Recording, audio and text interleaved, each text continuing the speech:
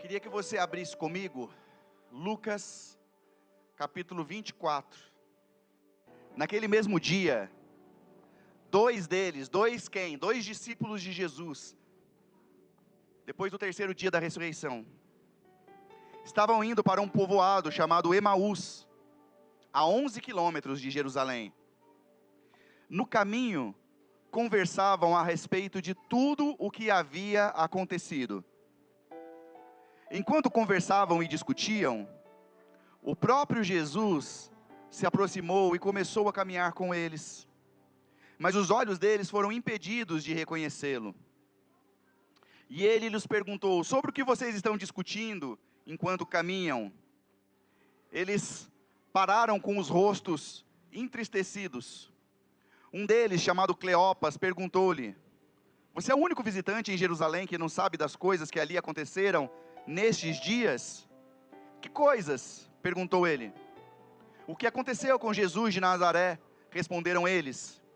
Ele era um profeta, poderoso em palavras e em obras diante de Deus e de todo o povo. Os chefes dos sacerdotes e as nossas autoridades o entregaram para ser condenado à morte e o crucificaram. E nós esperávamos que era ele que ia trazer a redenção a Israel. E hoje é o terceiro dia desde que tudo isso aconteceu. Algumas das mulheres entre nós nos deram um susto hoje. Foram de manhã bem cedo ao sepulcro e não acharam o corpo dele. Voltaram e nos contaram o que tinha tido uma visão de anjos que disseram que ele está vivo. Alguns dos nossos companheiros foram ao sepulcro e encontraram tudo exatamente como as mulheres tinham dito, mas não o viram. E ele lhes disse: como vocês custam a entender e como demoram a crer em tudo que os profetas falaram? Não devia o Cristo sofrer essas coisas para entrar em sua glória? E começando por Moisés e todos os profetas, explicou-lhes o que constava a respeito dele em todas as escrituras. Ao se aproximarem do povoado para o qual estavam indo, Jesus fez como quem ia mais adiante, mas eles insistiram muito com ele: fique conosco, pois a noite já vem, o dia já está quase findando. Então ele entrou para ficar com eles. E quando estava à mesa com eles, tomou o pão, deu graças, partiu e deu a eles. E então os olhos deles foram abertos e o reconheceram, e ele desapareceu da vista deles. E perguntaram-se uns aos outros: não estava ardendo os nossos corações dentro de nós, enquanto ele nos falava no caminho e nos expunha as escrituras? Levantaram-se e voltaram imediatamente para Jerusalém. Ali encontraram os 11, o que estavam reunidos com eles, e diziam: é verdade, o Senhor ressuscitou e apareceu a Simão. Vamos orar. Senhor, fala com a gente essa manhã.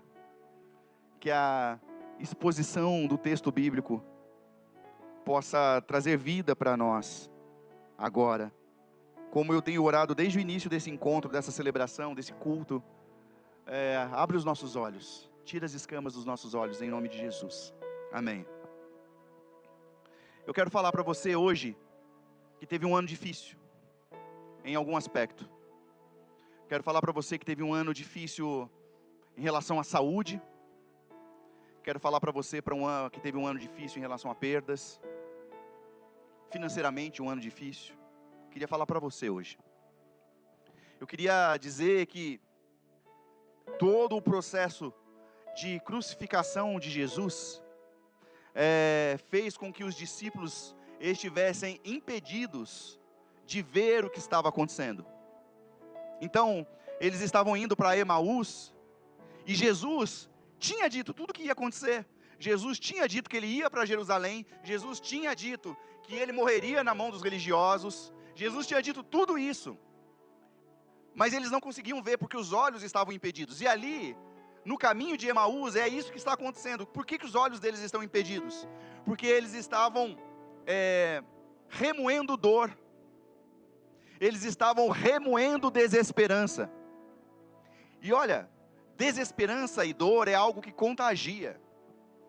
Você vai andar perto de gente que tudo está ruim. Você anda perto de gente que tem um jeito muito especial de achar alguma coisa ruim em tudo que está bom. E essas pessoas roubam a sua esperança. Ou você é essa pessoa que tudo que você olha, você vê falta. Você vê falta no seu marido, você vê falta na sua esposa, você vê falta nos seus filhos. Só tem uma pessoa que você não vê falta, que é em você mesmo. E aí eu tenho 10 desejos para você, para que os seus olhos se abram, como no caminho de Emaús. E eu faço questão de, depois dessa palavra de hoje, colocar o texto exposto no grupo da igreja, como um desejo meu para você, para o ano de 2026, para você colar na porta da sua geladeira. Você que é gordo, você vai muito na geladeira, então você vai ver lá. Mas se você não vai muito na geladeira, pendura na camisa do Corinthians, porque toda vez que você for vestir a camisa do Corinthians, você vai ver lá. Mas que seja num lugar que você vai muito. Que seja num lugar, porque esse é um desejo ardente de todo o meu coração para vocês. Primeiro, que o ano que se inicia te dê paz por dentro. Que o ano que se inicia te dê paz por dentro. Agora, por que a gente precisa de ter os olhos desvendados? Gente, não dá para ter paz por dentro, rompido com as pessoas. Não dá. A começar dos seus pais. Eu ando no ambiente da psicologia, da psicanálise, e agora existe uma frase muito recorrente, que são as pessoas tóxicas, e elas são mesmo, tem muita gente tóxica. Só que o problema das pessoas tóxicas é que você não vai se achar tóxico, você vai sempre achar o outro tóxico, e você se acha o alecrim dourado que nasceu no campo sem ser semeado. Você é aquele que acha que o seu pum é cheiroso. O de todos fedem, mas o você é cheiroso. Não dá para ter paz por dentro se você não perdoar e ser perdoado, se não houver reconciliações, a começar dos seus próprios pais e da sua família. Eu te desejo de todo o meu coração paz por dentro. Mas eu queria que você começasse no seu trabalho de sondagem. Olha, o ano de 2025 foi um ano que Deus fez muitas restaurações na minha vida. Do metade do ano para cá, eu venho pedindo perdão para muitas pessoas.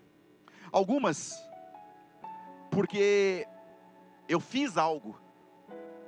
Outras, porque na humildade do meu coração, eu percebi que eu deixei de fazer. E quando a gente deixa de fazer também, faz mal para o nosso coração. Quando a gente se afasta, quando a gente julga o outro.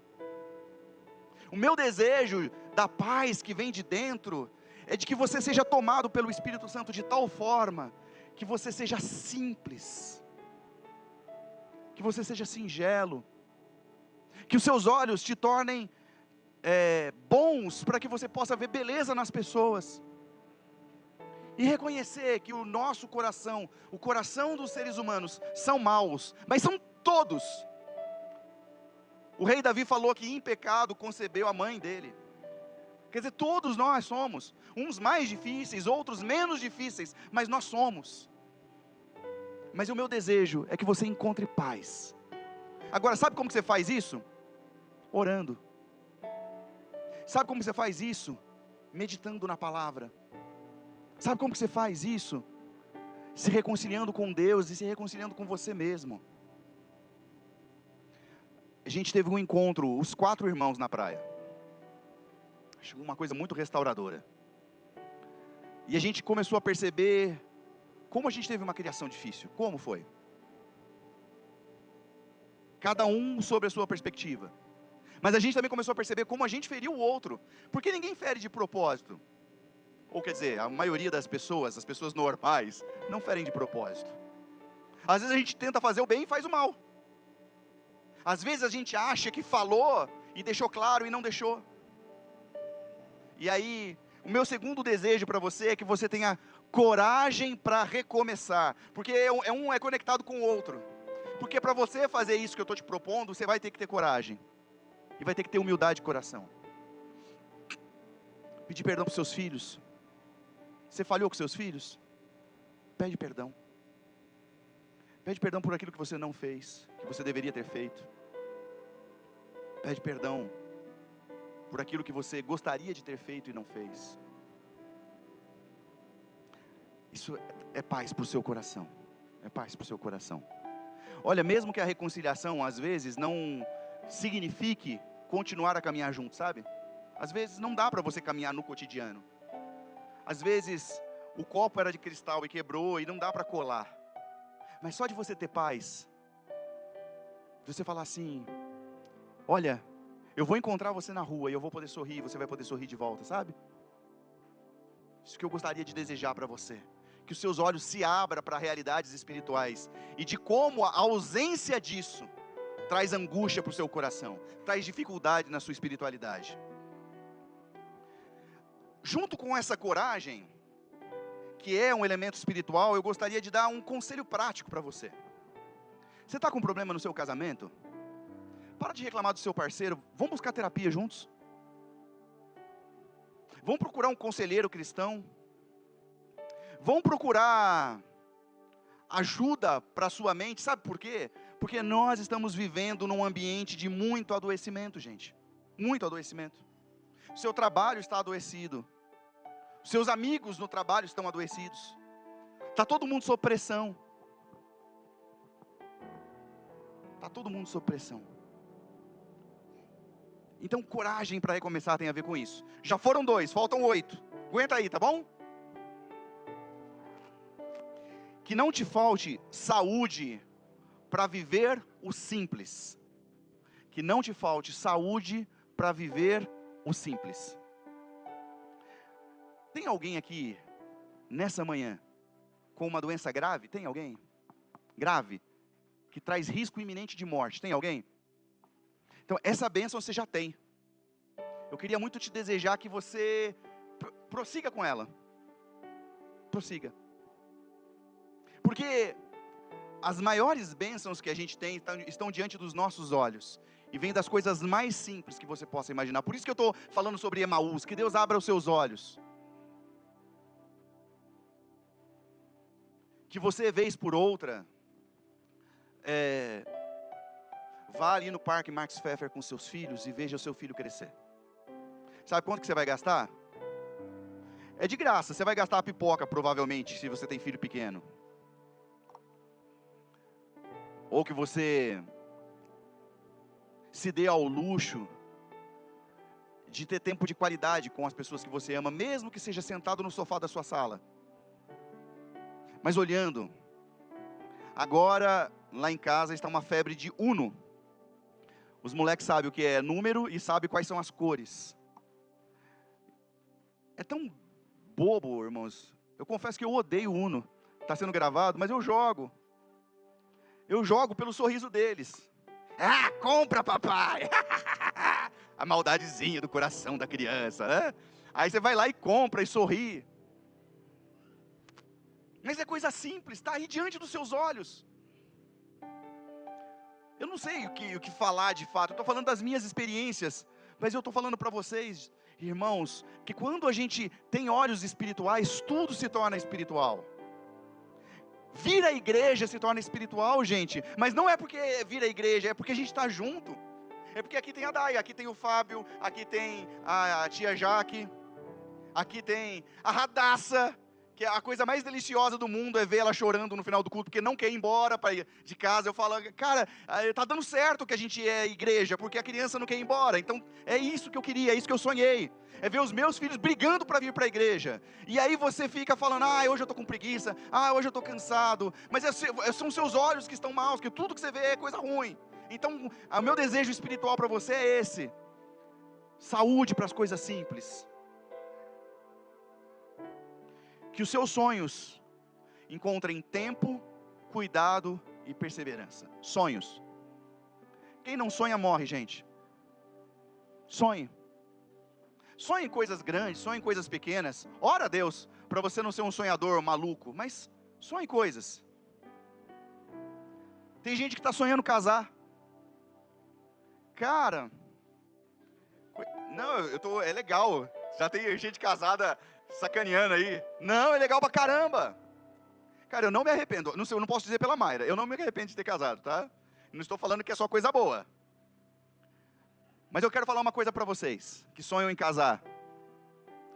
Quando você diz, eu vou casar, o nosso Deus, que é família, porque Ele é Pai, Filho e Espírito Santo, Ele é um ser triuno, Ele abre as portas de um jeito que você ganha aquilo que você não imaginava, de quem você não imaginava. Quem já teve essa experiência quando foi casar? Levanta a mão.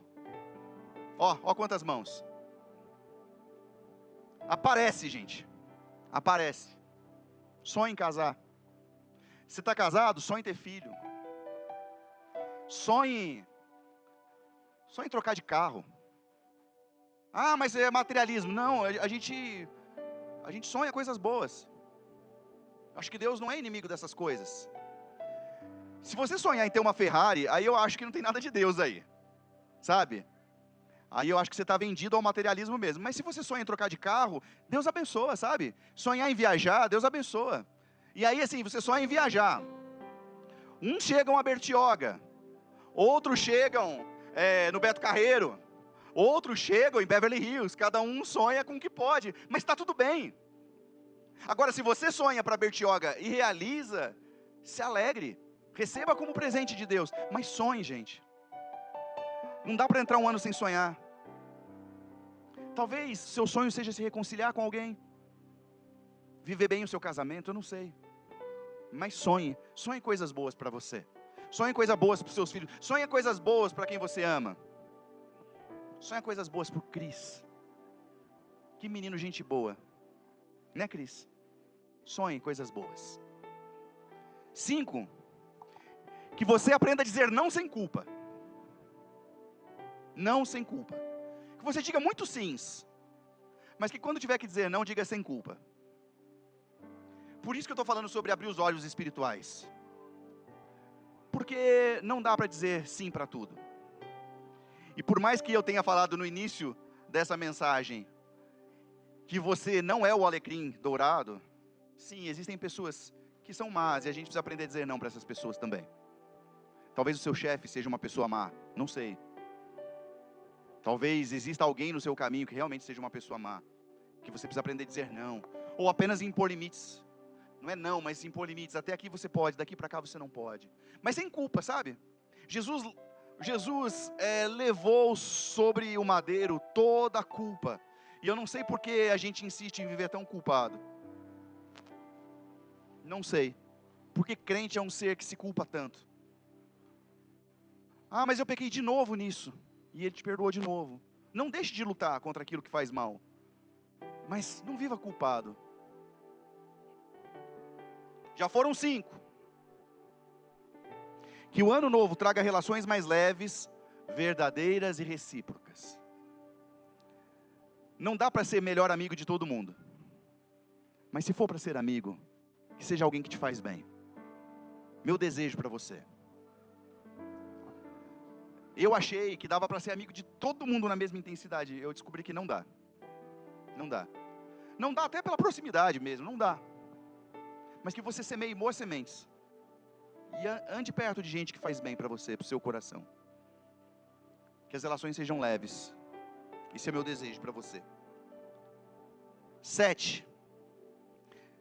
Que você se trate com mais gentileza do que você tem se tratado. Eu não vou fazer essa pergunta. Mas se você se encaixa, queria muito que você refletisse a respeito. Você tem tido problemas dentários? Você é alguém que cuida do seu próprio corpo? Queria te fazer essa pergunta com o maior coração. E eu não estou pedindo para levantar a mão, porque eu não quero constranger ninguém.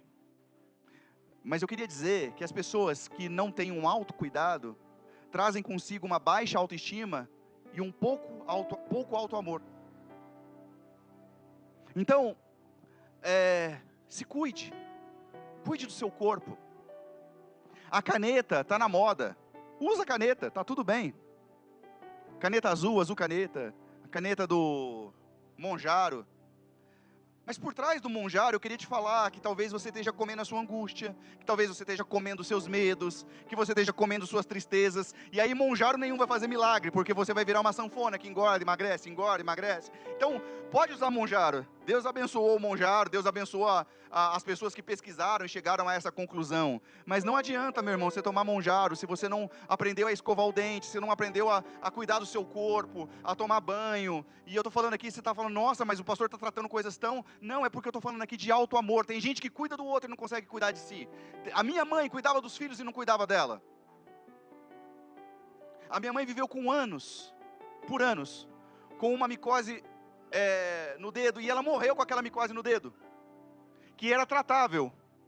Ela cuidava de todo mundo, de todos os filhos, de todos os netos, mas ela não cuidava dela. E meu desejo é que você se ame. Então é disso que eu estou falando. Se trate com gentileza, se ame, se cuide, faça as pazes com você. Que Deus abra as escamas dos seus olhos para você olhar e falar assim: está tudo bem, está tudo bem, está tudo bem. Que haja trabalho, provisão e oportunidades, mas que haja descanso e presença. Cuidado para não trabalhar demais. A gente trabalha muito, sabe por quê? Porque a gente acha que Deus não vai dar, que Deus não vai tratar a gente. E eu queria dizer para você, em nome de Jesus, que aos seus amados Ele dá enquanto dormem. Então, trabalhe, que você tenha muitas oportunidades, mas que você descanse. Que você se lembre daquilo que eu falei hoje sobre os dízimos. Fui novo e hoje sou velho, nunca vi desamparado o justo, nem a sua descendência mendigar o pão. Você vai descobrir o poder que há em confiar em Deus. Confie.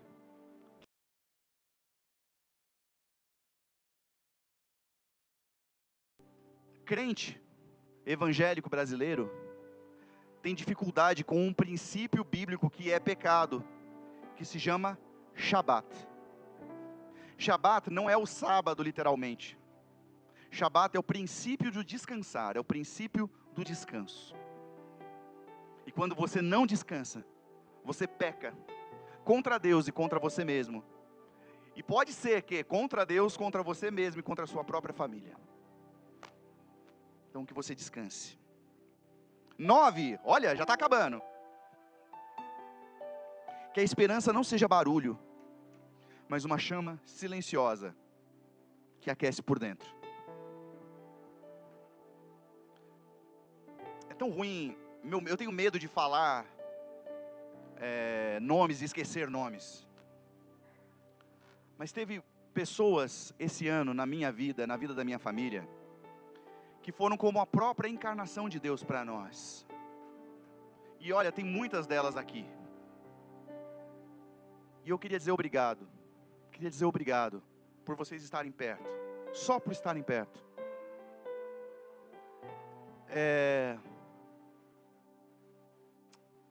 A Igreja Batista Nova, para mim, é a chance de um recomeço digno, com dignidade.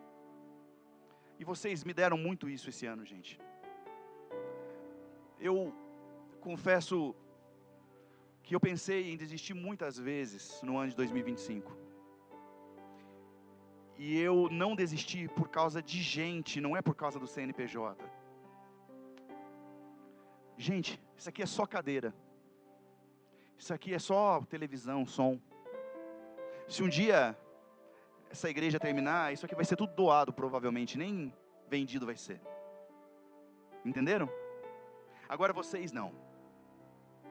O relacionamento que a gente constrói, não. O relacionamento que a gente constrói numa célula, não. A oportunidade de marcar as histórias e os risos e as zoeiras com o Petrônio. O Petrônio, ele é o amigo mais improvável. E ele vive falando assim, mano, você sempre vai zoar alguém. E eu falo, cara, eu vou zoar você. A gente é de idade diferente, de jeitos diferentes. Tinha tudo para dar errado, mas as risadas que eu tenho mais honestas aqui, eu não estou falando, vocês todos, o que eu estou falando, eu amo vocês todos, eu estou falando assim, de como são as pessoas, a igreja são as pessoas, irmãos.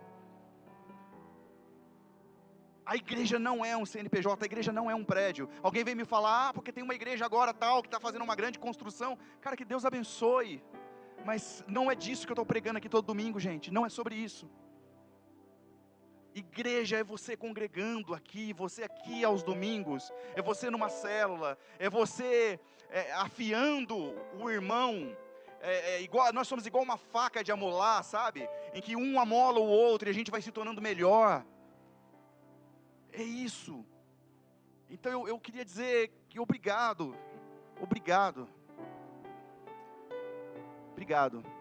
Vocês aquecem o meu coração. E olha, com todos os vacilos que a gente tem, tá? A começar em mim. Tem gente brava, gente mansa. Tem gente alegre, tem gente melancólico. Tem tanta gente diferente aqui. Eu queria dizer que vocês têm alimentado a esperança. E que você tenha a sua esperança aquecida nesse ano. Em nome de Jesus. Que a esperança queime. Por último, que você encontre sentido nos dias comuns. E descubra que viver bem também é milagre. Esse é o meu maior desejo. Se você precisar de um milagre, que venha. Os maiores milagres que a gente precisa é na saúde, né? Aí você olha o Luquinhas, milagre. Os maiores milagres que a gente precisa são de escape, livramento, milagre. Eu acredito que Deus tem os seus propósitos e tem os seus milagres. Eu vi muitos. Só que tem uma loucura, tem um imprevisível, gente. No início do meu ministério, eu orei por alguém que milagrosamente foi curado do câncer. E eu não sei explicar. Só que a minha mãe morreu de câncer. Então existe uma imprevisibilidade no milagre. Não é porque aconteceu com o Luquinhas que vai acontecer, mas creia que o maior milagre tem a ver com você olhar para a vida com os olhos de Jesus. Porque Jesus sabia quem, aliás, o Dechosen colocou isso de tão bonito, né? Então tem gente que por algum motivo tem que passar por aquilo mesmo. Mas que o maior milagre seja o seu cotidiano na presença de Deus. Terminei os 10. Quer que eu recapitule? Rapidinho? Ó, que você tenha paz por dentro é o primeiro, e coragem para recomeçar. Porque paz por dentro e coragem para recomeçar vai exigir perdão, vai exigir harmonização do seu coração. Então recomece. Ah, não acontece nada na virada do ano. Larga de ser besta. Acontece sim. Você dormiu hoje e acordou amanhã, é milagre. As misericórdias do Senhor se renovam sobre a sua vida. É por isso que a gente precisa do renovo. É por isso que a gente precisa contar o calendário. Porque acontece sim. Que você tenha saúde para poder viver as coisas mais simples do seu cotidiano. Que Deus te dê saúde. Que Deus te dê tempo, cuidado e perseverança para você sonhar. Sonhe. Que você diga não sem culpa. Ok? Diga não sem culpa. Fabinho, para aquela pessoa que você sabe quem, que trabalha junto com você, abençoa ela e diz: não, sai de mim. Sai de mim. Que você se trate com gentileza, se ame, se cuide. Que haja trabalho e provisão, mas que haja descanso. Que a esperança não seja barulho, seja chama que aqueça o seu coração. E por último, que você encontre sentido para a sua vida, mas que você descubra que os maiores milagres estão acontecendo no dia comum, no cotidiano. Amém? A gente não vai ter culto de virada. A nossa equipe de trabalho, ela deu tudo que tinha que dar. Tem muita gente que trabalhou esse ano. Eu queria dar uma salva de palmas para você que é da equipe da igreja, que você trabalhou.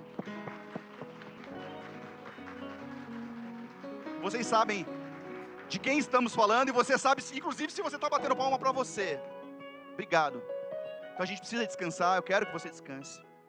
Que você entre 2026 renovado. Que as desesperanças de 2025 não te faça perder aquilo que Deus tem para você em 2026. Então, assim como os discípulos de Emaús tiveram as escamas tiradas dos olhos, que neste culto, que no dia de hoje, Deus tire as escamas dos seus olhos, para você ver e se perceber, em nome de Jesus.